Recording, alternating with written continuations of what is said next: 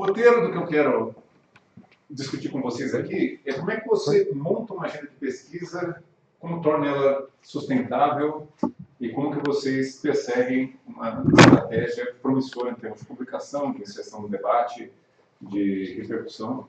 E vou tentar argumentar aqui.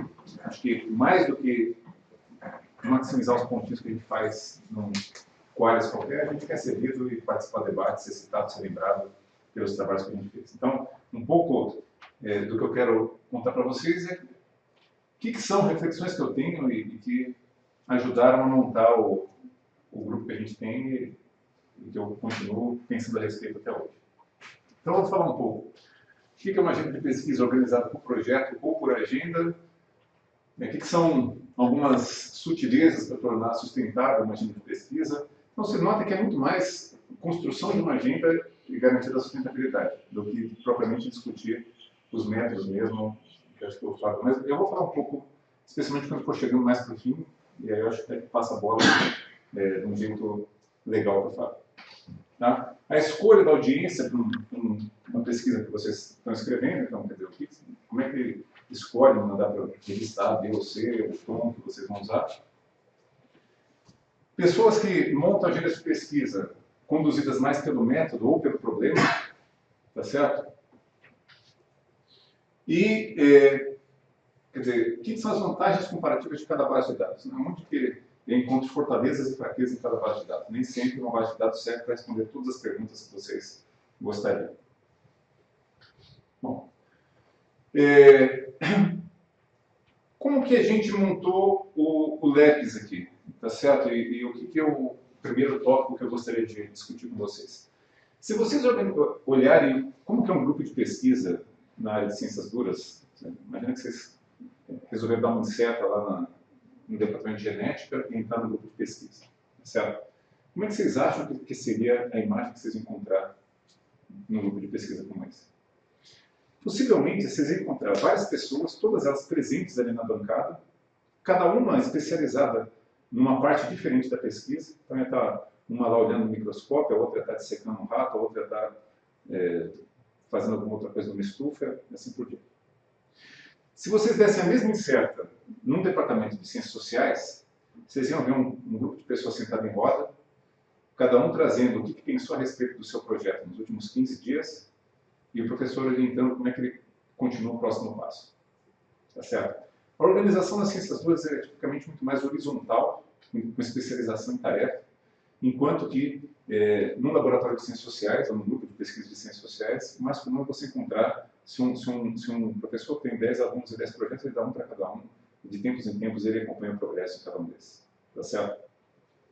Isso tem a ver com algumas características de cada campo, mas também com o grau de maturidade de cada agenda. E tem implicações depois em como é que você constrói o teu grupo, a tua agenda, financia a tua pesquisa e tudo isso. Tá certo?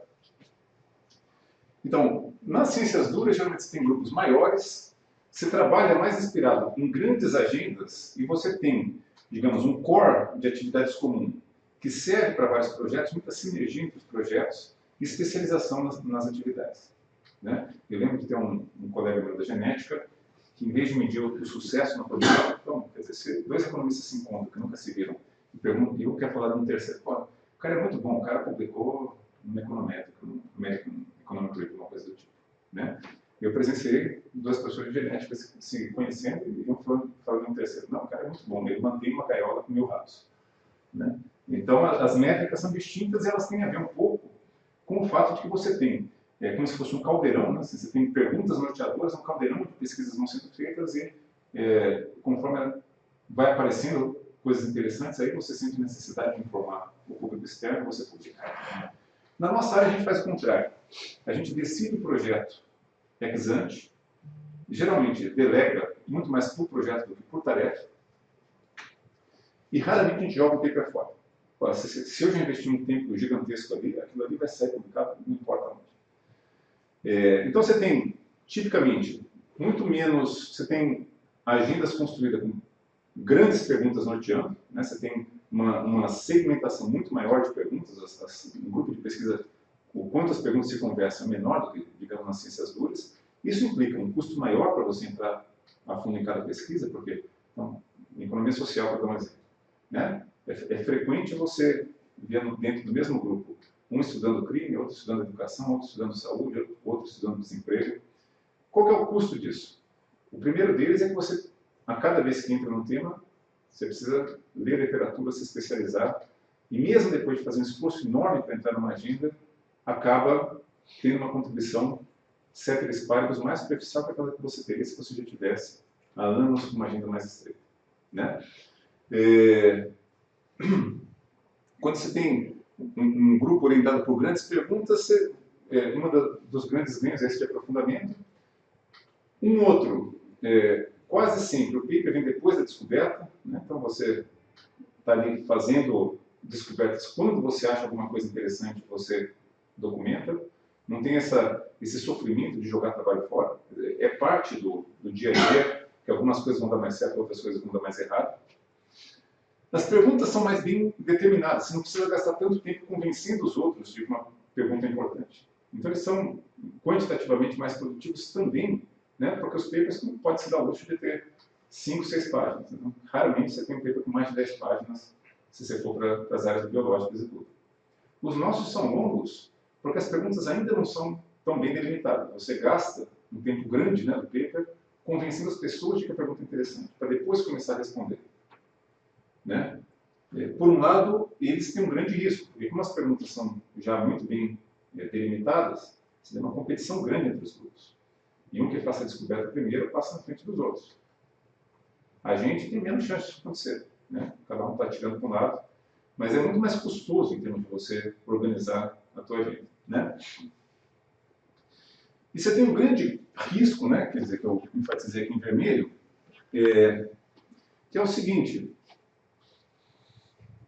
E aí já falando um pouco de algo que acho que o Fábio vai aprofundar mais, né? Numa área mais nova do conhecimento, você está muito mais sujeito a esses modismos do conhecimento, tá certo? Então, acho que é justo dizer que a economia nos anos 80 passou por um ciclo onde a teoria estava muito em voga, a necessidade de formalizar em espaços cada vez mais abstratos os argumentos, os raciocínios.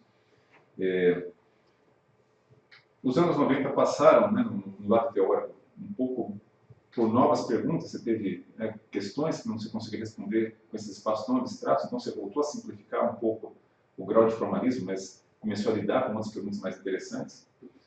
Do lado empírico, até os anos 80, era muito raro você ter bases de dados tão incrementadas quanto as que a gente tem hoje, longitudinais, ou ter a chance de fazer experimentos realmente aleatorizando as pessoas. Então, buscava-se muito modelagens estruturais numa certa altura do campeonato, depois entrou na história de variáveis instrumentais. De repente, nos anos 90, bases de dados muito mais incrementadas se tornaram disponíveis.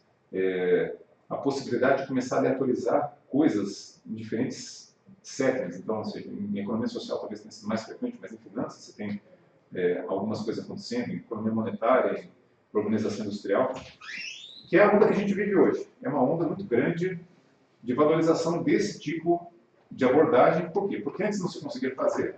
Ela traz um ganho em termos de convencimento, de causalidade, e hoje se faz crer que ela não tem custo. Eu acho que ela tem um custo enorme. Mas um dos grandes riscos que tem uma ciência que é tão nova, tão sujeita a modismo como esse, é o risco de você sistematicamente procurar achar onde tem luz, não onde ela caiu. O que é isso? Então, pega esse exemplo da aleatorização, né? Durante muito tempo, a gente tinha inveja lá dos médicos que conseguiam, para demonstrar que um remédio funcionava, sortear uma moedinha, um grupo de tratamento de controle, né? Ex ante, eles eram estatisticamente idênticos, eram duas amostras aleatórias da mesma população original. Se intervém uma, não faz nada com a outra, essa outra que você não fez nada passa imediatamente a ser um contrafactual bastante persuasivo de o que teria acontecido com essa população que eu dei remédio caso não desse. E essa diferença entre essas duas populações passa a ser, naturalmente, um bom arcabouço para você investigar causalidade, relações causais em economia em qualquer área. O grande problema, e por que isso ficou represado tanto tempo em ciências sociais? É porque a gente não gostava disso? Não. É porque é muito difícil, né? Só para citar um exemplo, uma das perguntas que o economista mais se faz, pelo menos desde os anos 40, é qual que é o impacto de um ano a mais de educação sobre o salário. Tá? Então, se você for ver, eu arrisco dizer que se fosse escolher um exercício empírico mais realizado, é capaz de ser esse, que é estimar a chamada equação de Wigzell. E é muito difícil eu acreditar que algum governo vai me deixar jogar uma moedinha para cima e falar assim, essas crianças têm direito de fazer a quinta série, essas aqui não, porque lá na frente vai ser muito importante saber o efeito de ter feito quinta série sobre o salário. Muitas das perguntas relevantes para a economia, né, sofrem desse problema. Né? Se eu usasse uma estratégia de aleatorização, ou ela não seria factível, ou eu teria que, talvez se fosse uma ditadura absolutista, conseguisse fazer uma coisa do tipo. Teve gente que fez isso. Né? Se sobrar tempo, eu vou contar aqui que o Nicolau Ceausescu fez na Romênia quando ele foi ditador. Né? Separava, odiava gêmeos e cada vez que nasciam gêmeos, ele escolhia um para mandar para a Inglaterra. Graças a isso, se descobriu uma opção de coisa na neurociência que a gente tem hoje. Charles Nelson, um dos maiores neurocientistas do mundo, fez toda a carreira em torno disso.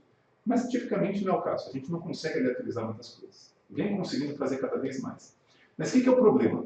O problema é que hoje, né, dada esse fascínio pela possibilidade de aleatorizar as coisas, o método passou na frente da pergunta. Alguém aleatorizou alguma coisa? Deixa eu investigar, porque eu sei que eu publico um artigo bem publicado com aquilo. Né? Uma das consequências disso é que, obviamente, só com um acaso muito grande que alguém aleatorizou algo que te permite testar justamente aquela hipótese que teve uma grande pergunta econômica por trás. Geralmente você avalia aquilo que teve chance de ser avaliado. E você produz uma ciência super fragmentada, né? Apela muito para uma conversa muito com essa ideia, né, da gente trabalhar baseado em projetos, naquilo que tem chance de fazer. Mais do que, como fazem o pessoal de ciências duras, em algumas grandes perguntas que vão inspirando carreiras. Né? Outra característica que a gente vê muito mais nas ciências sociais do que nas ciências duras é o personalismo. Né? Tem muitos ismos, né? Keynesianismo, você tem, né? Quando a gente vai para a empiria, a gente tenta romper um pouco com isso para deixar a realidade falar. Mas é também típico, né, de uma ciência que está se construindo, porque poucas pessoas têm essa agenda de fundo mais bem estabelecida, aquelas que têm acabam virando esses ismos. Assim, né? E aí passa também a ser muito tentadora a ideia de simplesmente replicar o que outros fizeram. Então a gente tem muitos trabalhos de replicação também. Você tem algumas poucas pessoas realmente movendo os campos do conhecimento e muitos exercícios de replicação. Né? Para você crescer no início da carreira, você trabalhar com essa perspectiva baseada em projeto, em replicação, ou em procurar achar onde tem luz e não onde ela caiu, é muito tentador. Né? É um jeito rápido de você ter muitos artigos no início da tua carreira, de conseguir dar os primeiros passos. No médio prazo, isso cobra um preço. Né? Possivelmente, se você construiu toda a tua carreira só com esse tipo de estratégia, com menor chance você vai ter algo que realmente mudou a direção do field, do campo. Tá certo? Eu vou contar depois um pouco, porque eu acho que isso tem implicações também para a estratégia de financiamento de uma agenda de pesquisa. Né? Mas então, o que é uma coisa muito comum? Isso aqui, inclusive, me foi dito no curso durante o doutorado, pelo Steve Levitt, do Free Economics, ele falou assim, não, façam isso, porque esse é o jeito mais rápido de vocês conseguirem o tenure, que é a primeira grande barreira na carreira acadêmica americana, conseguir estabilidade lá. Né? Para isso precisa publicar muito, muito rápido no início. De fato, isso aqui é um jeito tentador, né? Porque se você trabalha com base de replicação, você não tem uma penalidade tão grande, dado que são só poucos os que realmente movem a agenda para frente, e cada vez mais você tem essas chances de avaliar o que aparece para ser avaliado, ainda se publica bem. O problema é que se não constrói, você constrói com conhecimento fragmentado lá na frente, vai ser mais difícil de você ser reconhecido como uma autoridade num certo assunto. Isso tem implicações para conseguir financiamento e etc. E tem uma implicação agregada, né, para o conjunto do conhecimento que a gente produz, que é isso, um conhecimento muito fragmentado, né, onde a gente sabe pouco sobre muitas coisas, e, assim, especialmente, por exemplo, eu estou bastante inserido em tentar influenciar o debate de políticas públicas.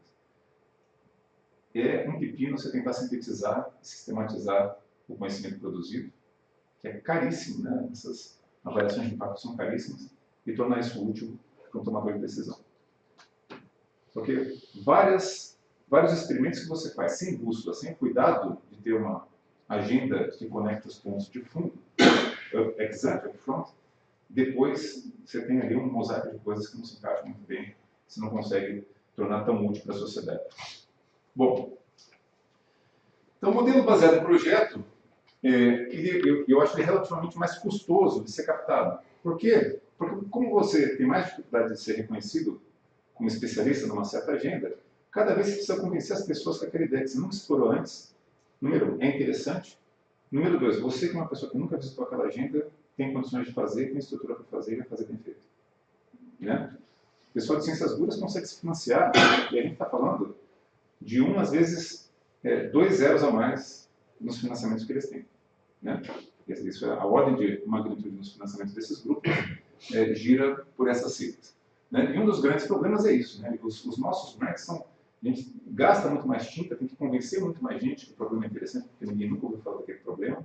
Depois tem que convencer que a gente é capaz de fazer, o que não é óbvio, né? Se você já tivesse 30 anos de carreira naquele tópico mais estreito, você não precisaria, mas como você nunca andou por ali, você precisa fazer.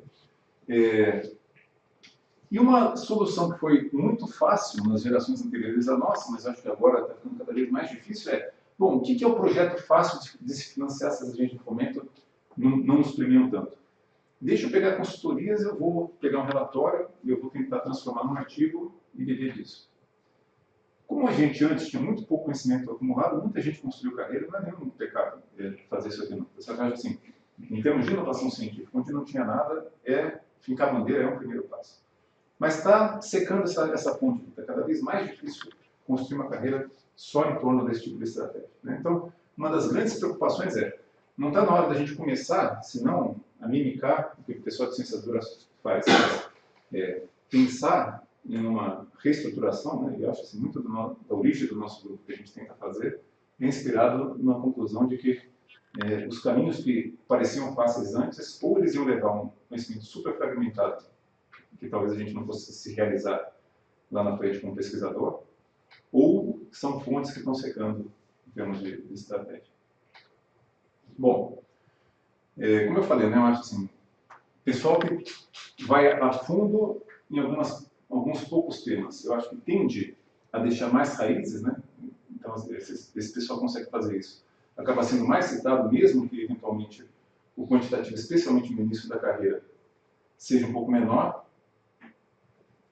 E aqui é o que eu estava falando, eu acho assim, no início ele pode ser mais lento, né? Você abre mão de algumas oportunidades, assim, tinha ali alguma coisa aleatória que eu enxerguei que ninguém enxergou ainda, mas por outro lado, lá na frente eu acho que se constrói uma carreira mais sólida. Bom, uma outra coisa que eu tenho me deparado muito, de novo, né, essa história dos modismos, ela faz com que quem tem que trabalhar uma agenda de mais longo prazo, com perguntas um pouquinho mais estruturadas, acabe sujeito, então pode ser aquilo que eu estava fazendo, saiu de moda, pode ser que isso me prejudique. Né? Mas mais ou menos, né, uma coisa que a gente tem percebido é que o que vale a pena mais do que tudo é ser lido. Mas se você é lido, uma hora você vai ser lido pelos seus pares de novo, mesmo que hoje não seja o lugar mais fácil de publicar aqui ou ali. Né? Se você tem perguntas importantes de fundo, você sempre acha uma plateia para aquela produção. A gente tem hoje trabalhado muito, né? Então, por exemplo, hoje, para tentar ilustrar, uma das coisas que orienta o nosso grupo de pesquisa é saber quanto que você tem um pouquinho mais de persistência, um pouquinho mais de foco, um pouquinho mais de autoestima, afeta o teu aprendizado. Tá? Nota que da própria natureza da pergunta, era um tipo de pergunta que hoje é difícil de ser premiado. Por quê? Porque você não vai conseguir sortear um grupo de pessoas para ser mais persistente que o outro.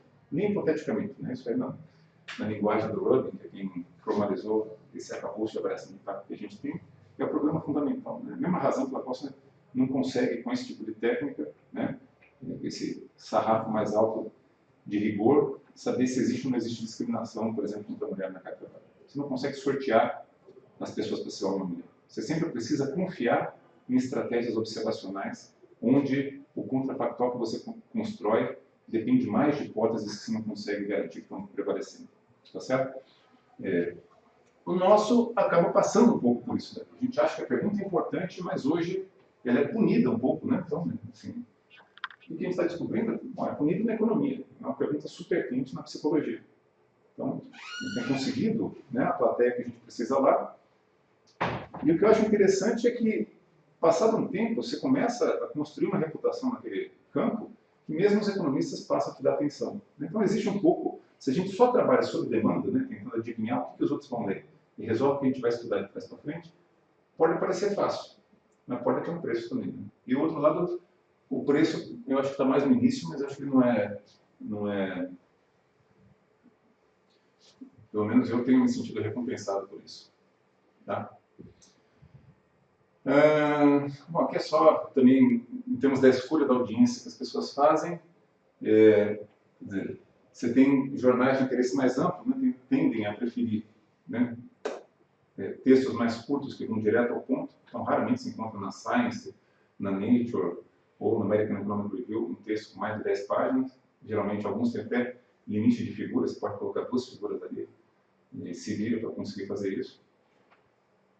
As revistas de área te dão mais espaço para entrar nos detalhes do teu trabalho. Então, também, na hora que você está montando o teu material, isso é uma coisa importante de saber onde que você vende teu peixe, certo? Bom, eu divido entre as pessoas que têm uma agenda mais clara, aquelas que são conduzidas pelo método ou conduzidas pela pergunta. Tá? Pode ser pelos dois, mas acho que você tem agendas que se constroem. Eu estou falando de pesquisa empírica agora, que é mais o que a gente tem, o que eu sempre fiz. Então, pelo método, essencialmente você quer, né, você se dispõe, você vai construir uma carreira que tenta fazer melhor o que outras pessoas já fizeram antes. E você pode fazer isso, porque você tem uma contribuição para a técnica, que é um modelo. Então, tem um estimador diferente que ninguém nunca tinha pensado e que corrige esse problema. Pode ser pela medida. Né? Eu aprendi a medir uma coisa que todo mundo media mal, eu aprendi a medir melhor. E você tem pessoas que se conduzem pelo problema. Das pessoas que se conduzem pelo problema, eu ouso dizer que você tem, aqui eu separei, 2 grupos. As pessoas, e de novo, né, você pode fazer dos dois, mas você tem pessoas que se preocupam em formular bem as novas perguntas ou em dar respostas. Né? Então, só para também trazer aqui para a nossa realidade, eu acho que o nosso grupo só não está aqui, ou está menos aqui. Tá? Mas a gente tem trabalhado fortemente, né, nessas 3 coisas aqui. Né? Então, imagina que o que a gente tenta fazer é descobrir isso. Né? A gente tenta descobrir quais são as características socioemocionais importantes para a vida e como desenhar uma política pública capaz de fortalecer esse desenvolvimento socioemocional dos indivíduos. Então, esse é o nosso mote. Sendo empiricista, precisava medir, mas eu não tenho essas medidas. Eu não tinha matéria-prima para começar a trabalhar. Né? E os psicólogos a gente descobriu que também não tinham, né? Porque os instrumentos da maioria deles eram feitos para uma finalidade clínica, né? Para serem aplicados um a um no consultório, eram caros, tinham um requerimento que só o psicólogo podia implementar. E a gente queria alguma coisa que pudesse ser feita em larga escala, no contexto escolar. Então a gente gastou um tempão, né? Uns 4 ou 5 anos, desenvolvendo novas medidas e continua fazendo isso até hoje. Tá certo? Isso você não faz da noite para o dia. Né? No final do dia, eu brinco dizendo que os questionários parecem o questionário da contracapa de revista. Mas toma muito mais energia do que eu pensava que tomava para escolher as perguntas certas para botar naquele questionário. Né? Bom, isso tenta fazer melhor do que outras pessoas fizeram, ou permitir fazer coisas que ainda não eram capazes de fazer. A gente tem alguma coisa também melhorando a modelagem desse tipo de estratégia. Aí a gente começou a aplicar esses instrumentos em larga escala. De novo, o Brasil carecia dessas informações. Estabelecer os fatos estilizados são importantes. Quais são mais importantes? Para que idade? Quem se beneficia mais de um incremento nesse desenvolvimento emocional? É mulheres ou homens? Isso é verdade para o ensino médio, para o ensino fundamental? Como é que funciona isso? Isso aqui, então, são estudos observacionais onde o grande ativo, geralmente, ou é a escala que você está fazendo, você faz isso de uma maneira muito abrangente, ou você faz uma base muito rica para tentar formular muito bem a pergunta e delimitar o problema, ainda que você saiba que porque ali não tem uma fonte clara de variação exógena de nenhuma causa, dificilmente você vai dar uma resposta causal convincente. Né? Estudos de coorte, a gente acabou de entrar aqui junto com a Faculdade de Medicina, coorte é deles, né? A gente entrou no estudo deles, eles seguem desde o nascimento até a morte, coortes de nascidos em Ribeirão Preto. Eles estão fazendo isso pela 4ª vez, né? São os nascidos de 2010. Né? A coorte mais antiga do Brasil, que é a de Ribeirão, é de 78. Né? Então, é uma base super rica. Vários fenômenos de ciclo de vida, só que ali com muito mais ênfase na saúde, a gente só sabe que existe por causa desses estudos de coorte. No Brasil inteiro só tem 3 deles, né? Que é Ribeirão Preto, Pelotas e São Luís do Maranhão. São bases onde você vai falar com certeza o que está causando o que não são. Mas é ali que você vai documentar grandes fatos e que vão motivar depois agendas de pesquisa para tentar explicá-los. Né? Por exemplo, fumar causa câncer? Pasmem, nunca ninguém sorteou um grupo de pessoas e falou assim, agora vocês vão fumar, esse grupo não vai fumar, porque eu quero muito saber se fumar causa câncer. Mas foi seguindo pessoas e acompanhando os hábitos de vida sistematicamente que se levantou essa hipótese. Se a gente fosse olhar o sarrafo, o que a gente tem é muito mais uma pergunta bem delimitada e o mérito dos cientistas que descobriram essa associação estatística e formularam essa pergunta, do que dizer que a gente tem a resposta final sobre se fumar causa câncer. Ninguém nunca conseguiu excluir que, por exemplo, pessoas mais ansiosas têm mais chance de morrer e, por acaso, também resolvem fumar mais. Nos dados você vai encontrar uma grande associação sistemática entre fumar e morrer. Mas pode ser que a verdadeira natureza seja essa ansiedade, uma terceira variável. Tá certo? E é difícil acreditar que alguém vai te deixar sortear. Mas isso é super importante. Né? Você tem esses estudos observacionais em escala, longitudinais, muitas vezes tem como principal objetivo formular bem as perguntas, mostrar fatos do mundo que as pessoas não conheciam antes, fincar a bandeira. Todo mundo que depois de estudar a resposta vai precisar dissertar. E você tem estudos voltados para achar respostas. Então, se eu quero testar se o princípio ativo X afeta realmente a temperatura Y das pessoas, eu ponho numa sala, jogo uma moeda para cima, controle tratado, dou X para um, dou nada para o outro e vejo se X afeta Y. Na nossa área, isso aqui está engatinhando. Então, só para ilustrar como essa transposição de áreas raramente é 1 para 1, tentem se perguntar se existe alguma diferença entre fazer 2 coisas. Um médico querendo saber se um certo princípio ativo lida bem com um sintoma Y. Então, esse é o problema número 1. E um economista social querendo saber se frequentar creche tem impacto sobre a chance de uma criança repetir de ano antes da 5ª série. Qual que é a diferença entre eles? Tem algumas diferenças fundamentais entre esses dois problemas. Um deles é que é difícil sortear quem vai para a creche, mas já existem pessoas que conseguiram fazer isso. Em 2007, o César Maia deixou sortear e ter acesso à creche no Rio de Janeiro. E as pessoas usaram isso como experimento, estão seguindo os tratados dos controles até hoje. Onde que está a diferença em eu responder essas 2 perguntas, sendo médico ou sendo economista?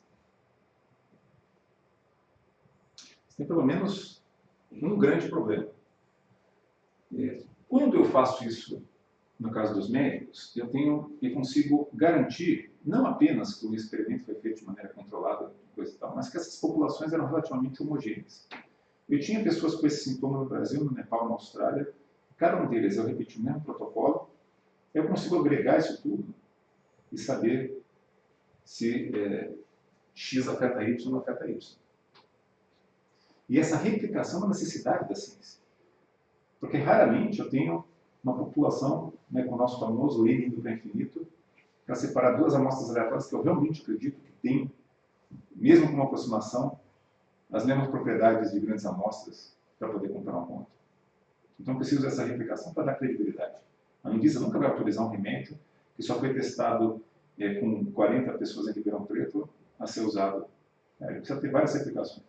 Agora, pense o caso da creche.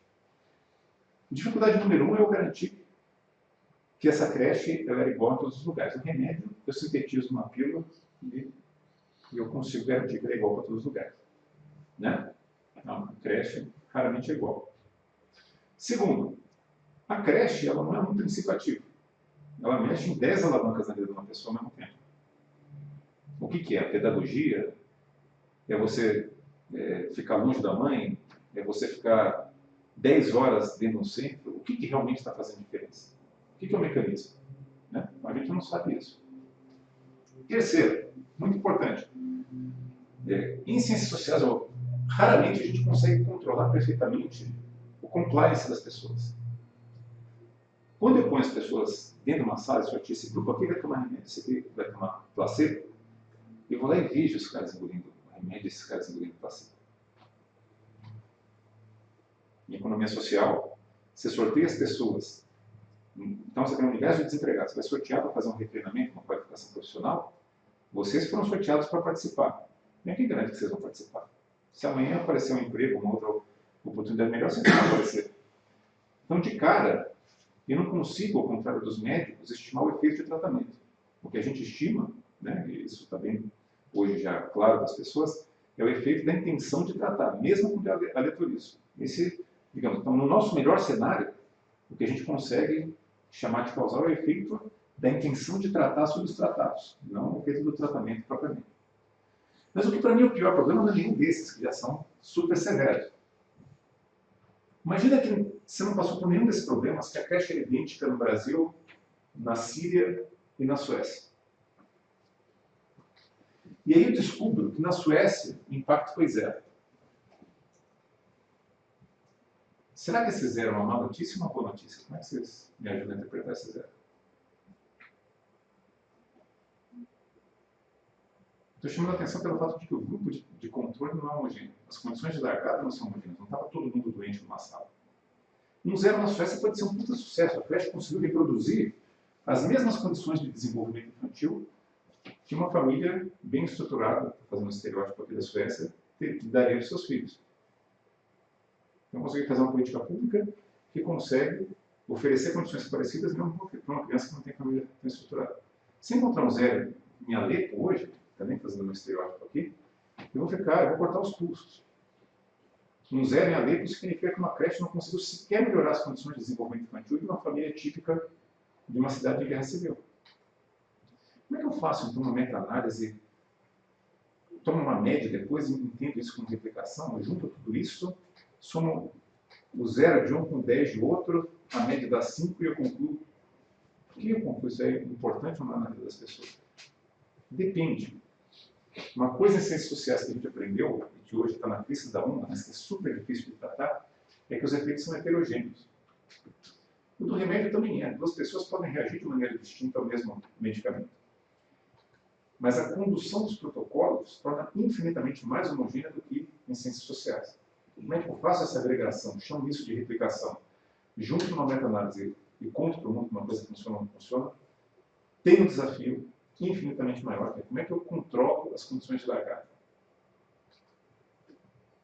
Está claro isso? Ou seja, você tem espaço para fazer perguntas bem feitas, espaço para fazer respostas bem feitas. Resposta hoje, para mim, está na crista da onda, melhor se publica. Mas eu acho que isso aqui vai mudar radicalmente, seja porque a gente não consegue investigar mecanismo, seja porque essas respostas a gente não vai ver que dá para ser bastante melhorado, apesar de achar que a gente estava no padrão ouro. Então, idas e vindas. E para conseguir dar respostas melhores, é que a aleatorização, esse padrão ouro, não vai dar todas as respostas. Vai precisar voltar para a modelagem estrutural que a gente tinha lá atrás. E, finalmente, uma outra coisa que eu me convenci, e virou prática no nosso grupo, é um trabalhão, agora eu acho que ela paga do médio prazo, é que se você quer trabalhar baseado numa agenda, mais cedo ou mais tarde você vai se deparar com a necessidade de coletar seu próprio dado, esse é o dado primário. Tá certo? Bases de dados universais dessas públicos são sensacionais e limitam fortemente o valor do open source. Mas tem alguma coisa que é interessante dentro de uma base de dados aberta, é fácil de ser feito, alguém já fez, certo? Então, a chance de você construir uma carreira inteira só com esse tipo de base de dados, eu acho que ela também é algo que esse negócio dá um trabalho do cão, coletar seu dado primário, mas eu encorajo as pessoas, especialmente aquelas que têm vontade de ter uma agenda fixada de front, a pensar que no bojo vai vir quase que automaticamente uma necessidade de coletar seu próprio dado como forma de avançar mais fundo nas questões. Isso é o que o pessoal de ciências duras já faz, né? Cada um tem a sua gaiola de ratos, já é o jeito que eles têm de ter a própria base de dados. Bom, finalmente então, né, o último ponto que eu queria chamar a atenção aqui para vocês é que quando a gente tem uma base de dados, uma pergunta ou uma coisa importante é você entender onde que está o maior potencial, né? Então, cada paper ele é valorizado pela contribuição única que ele tem no topo daquilo que já era feito antes. Tá? Amostras populacionais são quase sempre, a vocação delas é estabelecer perguntas. Né? Raramente, uma PNAD que o IBGE coletou vai ter dentro dela, intencionalmente pelo menos, alguma fonte de variação exógena de alguma causa que você possa usar para dar uma resposta precisa sobre uma relação causal. E não é que isso não acontece nunca, mas é bem mais difícil de acontecer. Né? A vocação de bases, né, populacionais, ou você segue a população de nascidos em Ribeirão Preto por vários períodos, é tipicamente fazer melhores perguntas, delimitar melhor alguns espaços utilizados e fincar a bandeira. Estudos de intervenção nasceram para a caixinha das respostas. Né? Agora, num ambiente controlado, mas que, por outro lado, às vezes eu não consigo extrapolar as conclusões para outros mundos, e vou lá e cirurgicamente mexo numa causa, não mexo no resto, para investigar se X realmente causa Y, que magnitude causa. Tá certo? A inferência causal, isso acho que o Fábio vai entrar mais, né? Mas assim, o que é o coração, né, da inferência causal? É você ter um contrafactual convincente. Então, um grupo tem X alto, outro grupo tem X baixo. A gente realmente acredita que a única variação sistemática que esses dois grupos têm é essa? Ou mesmo o pessoal que tem X alto tem um monte de outras coisas altas, esse pessoal tem um monte de outras coisas baixas? A inferência causal se faz comparando a distribuição de Y nesse grupo e nesse grupo. Para eu acreditar que a diferença nessa distribuição de Y foi causada por X, eu necessariamente tenho que acreditar que a única diferença sistemática entre esses dois grupos é X. Né? Então, todo o problema de inferência causal se dá em achar, né, esse cenário contrafactual. Será que o pessoal que tem X grande realmente representa como seria o pessoal que tem X pequeno, caso tivesse X grande? Se eu pegar essa galera aqui e der mais X para eles, o jeito como Y se distribui aqui representa como seria esse grupo? Ou não? Esse grupo tem várias outras coisas que esse aqui não tem, e se eu só der mais X, mas não der o restante, ele não vai chegar aqui. Né? Então, quer dizer, eu preciso, para fazer inferência causal, ter uma fonte de variação exógena nos dados. Né? Grande parte das técnicas tem a ver com a construção desse cenário contrafactual e a busca dessa fonte de variação exógena. Esse aqui tem naturalmente, eu estou experimentando, né? Naturalmente não tem, mas eu construo esses dados para fazer isso. Aqui, raramente. E eu queria, finalmente, dizer, quer dizer, o que é uma das principais frustrações e conclusões que eu tirei, que tem a ver com tudo que a gente falou até agora. Quer dizer, acho que é justo dizer que a minha geração, principalmente foi a geração que o Brasil mais investiu na formação. A quantidade de pessoas que fizeram doutorado, fizeram bons doutorados, acho que é realmente impressionante se comparado com as portas que vieram antes. Né? Muitas bolsas de estudo, muito investimento. O Brasil estava numa época relativamente boa do ciclo econômico. E as pessoas voltaram, e majoritariamente, muito por uma pressão, né, por essa decolagem rápida inicial, tentando procurar a chave onde tinha luz. Né? Onde que tinha luz, tipicamente? Né? É você fazer um exercício para ver o que hoje está sendo publicado lá fora, resolver de trás para frente. Então é isso que eu vou estudar, e aí, como você está dialogando, né, e o parecerista vai fazer, entendi que a tua pergunta é interessante, porque esse outro cara já está estudando, ele me convenceu. Isso aí facilita no início essa decolagem. O que são os custos para isso? O custo que eu vejo que mais me dói é o legado, né? Hoje as escolas, é difícil saber, quer dizer, elas têm bons pesquisadores, né? Mas elas não formam um time, é difícil você saber o que está ficando para as escolas desse esforço todo. Você está construindo as carreiras individuais das pessoas, mas cada vez menos, né, você tem escolas que são reconhecidas por ter dado essa contribuição para a área da economia e assim por diante. Então, essa externalidade, ela para as futuras gerações pode ser, né, custosa. Se você cria a reputação, aqui é forte o crescimento econômico, aqui é forte o consumo, o próximo que vai estudar consumo, para ele for pedir dinheiro, os caras falam, porra, eu vou dar porque Ribeirão Preto é forte o consumo.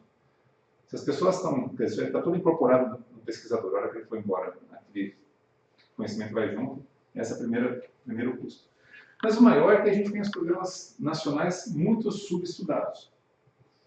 Em todo e qualquer cenário, essa sempre foi a principal forma de você construir uma academia sólida, né? A Itália em economia é bastante reconhecida pelo estudo do setor público, porque eles estudaram os problemas italianos. A economia política do setor público de lá, a insolvência da dívida de lá, é um problema seríssimo. Eles aprenderam uma opção de coisa e hoje eles publicam bem pra caramba, não só os que começaram aquela agenda, depois os que vieram depois, né? O Brasil hoje ele só não é traço, em termos de produção internacional de conhecimento, em duas grandes áreas, né? Uma é ciências agrárias, né, especialmente, né, puxado pela Embrapa, pelo cultivo do cerrado e desse tipo de pesquisa. E a outra, não sei se é infectologia de doenças tropicais, mas enfim, foi estudando também. A nossa maior vantagem comparativa é estudar os nossos problemas. Mas é óbvio que tem um pedágio inicial até você conseguir mostrar para o resto do mundo que é interessante estudar os nossos problemas. Mas uma vez que você faça isso, o benefício é que esses problemas estão do nosso lado, já ocupam a nossa cabeça, não só no turno de trabalho, mas, né, bem ou mal, eles não saem. E isso acho que a gente tem feito pouco, né? Então, o meu grande medo é que esse investimento enorme nessa geração para a nossa acabe se esvaindo quando essas pessoas se aposentarem. Eu não estou vendo construção de grandes legados aqui.